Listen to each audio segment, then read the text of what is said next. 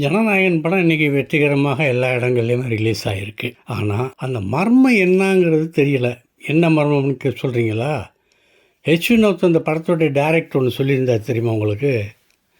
தணிக்கை வாரியம் மட்டுமே இந்த படத்தை தடுத்துருக்க முடியாது, எங்களுக்கு அநீதி நடந்திருக்கியா. ஆனால் அதை சொல்ல எங்களிடம் எந்த ஆதாரமும் இல்லை, மக்கள் புரிஞ்சுக்குவாங்க அப்படின்னு சொன்னார். படம் பார்த்தோம், எதை புரிஞ்சுக்கிறதுன்னு தெரியலை.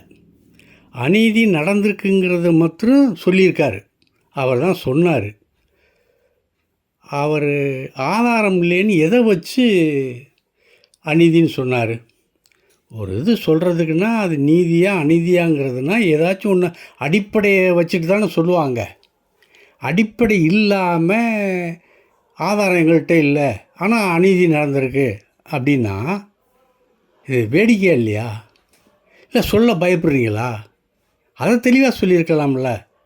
எங்களுக்கு பயமாக இருக்கியா, அதனால் நாங்கள் சொல்லலை.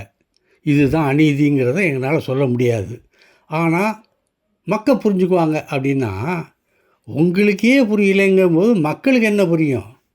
மக்களுக்கு அந்த படத்தை பற்றி நல்லதா கெட்டதா ஓடுமா ஓடாதா அப்படிங்கிறது மக்களுக்கு தான் தெரியும். அதை மக்கள் தான் முடிவு செய்வாங்க.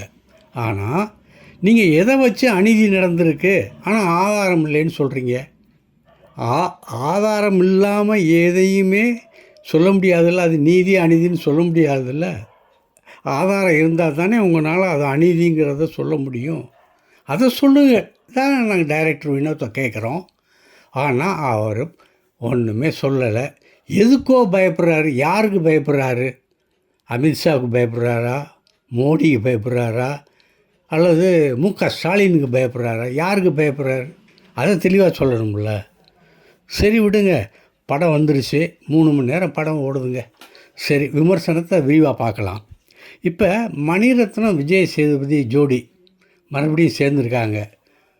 பொதுவாக ஒரு 2 படம் தோல்விக்கு பிறகு தான் மணிரத்னம் பிரமாதமான ஒரு படத்தை கொடுப்பார். அது அவருடைய ராசியோ அல்லது வழக்கமோ என்னமோ தெரியல. இந்த படமும் மணிரத்னம், விஜய் சேதுபதி, அனிருத் இவங்க இணைஞ்சிருக்கிற படம் நாளைக்கு தான் ஷூட்டிங், அதாவது இன்றைக்கி தான் ஷூட்டிங் ஆரம்பமாகுது. அதுக்குள்ளே எல்லா ஏரியாவும் விற்று போச்சு.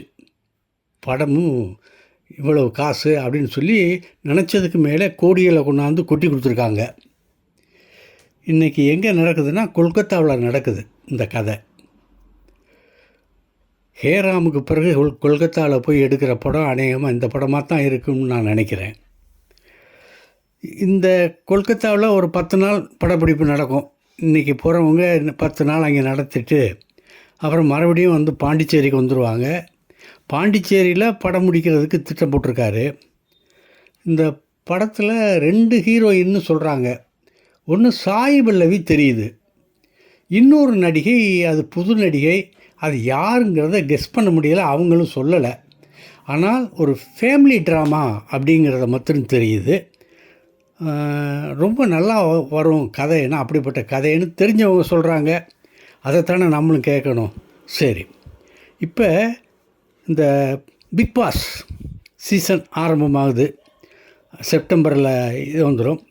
அந்த ஜியோ ஸ்டார் மகேஷ் ஷெட்டி அவர் தான் இந்த டிவி ஹெட்டு, அவர் சேல்ஸுக்கெல்லாம். அவர் என்ன சொல்லியிருக்காருன்னா மொத்தம் 6 இடங்களில் புதிய வகையில் நாங்கள் தொடங்க போகிறோம். ஹிந்திக்கு சல்மான் கான், தமிழுக்கு விஜய் சேதுபதி, தெலுங்குக்கு நாகார்ஜுனா, கன்னடத்துக்கு கிச்சா சுதீப், மலையாளத்துக்கு மோகன்லால், வங்காளத்துக்கு கிரிக்கெட் சௌரவ் கங்குலி இருக்கார்ல கிரிக்கெட், அவர். மொத்தம் இந்த இதில் 625 விளம்பரதாரர்கள் சேர்ந்துருக்காங்களாம். இதில் புதிய ஆட்கள் வந்து 49 பேர்னு சொல்கிறாங்க. பார்க்கலாம் என்ன புதுசாக என்ன இருக்குன்ட்டு பார்க்கணும். இப்போ இன்னும் ஒரு முக்கியமான படம் மலையாளத்தில் ரொம்பவும் எதிர்பார்க்குறாங்க. அந்த படத்துடைய பேர் உன்மத்தம். உன்மத்தம்னா அதுக்கு மலையாளத்தில் வெறித்தனம்னு பேர் சொல்கிறாங்க. குஞ்சாக்கோ போமன், லிஜிமோல் இவங்க தான் அதை நடிச்சிருக்காங்க. 31ஆம் தேதி ரிலீஸு. சரி பார்க்கலாம். இப்போ இன்னொரு பிரச்சனை ஆரம்பமாயிருக்குங்க. இப்போ டெல்லியில் இந்த கரப்பாம்பூச்சி இயக்கத்தினர் வந்து ஒரு பெரிய போராட்டத்தை ஈடுபடுத்தி தடியடி, தலை உடைப்பு, நெஞ்சு உடைப்பு இப்படிலாம் நிறைய காரியங்கள் இங்கே டெய்லி நடந்துக்கிட்டு இருக்கு. இதை கண்டித்து சினிமா நட்சத்திரங்கள்லாம் அறிக்கை விடுறாங்க, கண்டனங்கள் பதிவு செய்கிறாங்க, நேரில் போய் ஆதரவு கொடுக்குறாங்க. ஆனால் இதெல்லாம் அடக்கிறதுக்கு மத்திய அரசாங்கம் என்ன பண்ணுதுன்னா ரொம்ப கடுமையான நடவடிக்கை எடுக்குது ஒன்றிய அரசு. இந்த விஸ்மயா மோகன்லாலுடைய பொண்ணு, அது சினிமா உலகத்தில் இருக்க அசிஸ்டன்ட் டைரக்டர் அவெல்லாம் இருந்த பொண்ணு அது இருக்குது. அது இந்த மாணவர் போராட்டத்துக்கு ஆதரவாக குரல் கொடுத்தது. இப்படி நடிகர்கள் சினிமாக்காரர்கள்லாம் தொடர்ந்து ஆதரவு தர்றதை பார்த்து இது நம்ம பிஜேபிக்காரங்க மிரட்டல் விடுக்க ஆரம்பிச்சிருக்காங்க. அந்த மாதிரி இந்த விஸ்மயாவுக்கும் ஒரு மிரட்டல் கடிதம் வந்திருக்காங்க, ஜாக்கிரதையாக இருந்துக்கோ அப்படின்னு. இந்த ஜாக்கிரதையாக இருந்துக்கோங்கிறதுனுடைய அர்த்தம் எனக்கு என்னன்னு தெரியலை. அடிப்பாங்களா இல்லை ஆளை வச்சு ஏதாச்சும் பண்ணுவாங்களா அப்படிங்கிறது தெரியலை. அது அந்த அறிக்கையை வெளியிட்ட, அதாவது அந்த தூண்டி விட்ட பிஜேபிக்கு தான் தெரியும். சரி விடுங்க. இப்போ ஜனநாயகம் இன்றைக்கி ரிலீஸ் ஆயிடுச்சு. அதில் சம்பளம் யார் யாருக்கு எவ்வளவுங்கிற ஒரு இதை லேசாக கசிய விட்டுருக்காங்க. அதாவது விஜய்க்கு 220 கோடியிலேருந்து 275 கோடிக்குள்ளே சம்பளம் பேசப்பட்டு கொடுக்கப்பட்டிருக்கு அப்படிங்கிறாங்க. சரி, இந்த மமிதா பைஜுக்கு எவ்வளவு, மமிதா பைஜு இருக்காங்கல்ல, அவங்களுக்கு எவ்வளோ சம்பளம்னா 6 கோடி வரைக்கும் கொடுத்துருக்கோம் அப்படிங்கிறாங்க. பாபி தியோல் நம்ம ஹிந்தி நடிகர், அவர் 5லேருந்து 10க்குள்ளே கோடி வாங்கியிருப்பார். பிரகாஷ் ராஜுக்கு 5 கோடி தான் கொடுத்துருக்காங்க. பிரியாமணிக்கு 3 கோடி கொடுத்துருக்காங்க அப்படிங்கிற மாதிரி ஒரு தகவலை இன்றைக்கி இந்த படம் ரிலீஸ் ஆன இன்றைக்கி தகவலை அப்படியே பரவ விட்டுருக்காங்க. இது ஒன்றும் அதிகாரபூர்வமானது கிடையாது. இன்னும் ஒரு ருசிகரமான சண்டை சுருக்கமாக சொல்லிடுறேன். கங்கனா ரனாவத் தெரியும் உங்களுக்கு, பிஜேபியினுடைய எம்பி.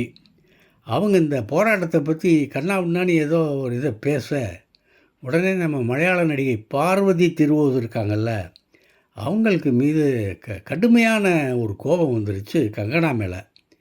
ஏமா நீ என்ன எப்படி அடி வாங்க போகிற, என்ன எதுன்னு கொஞ்சம் சொல்லுமா அப்படின்னு அவங்க கிண்டலாக இது விட்டுருக்காங்க.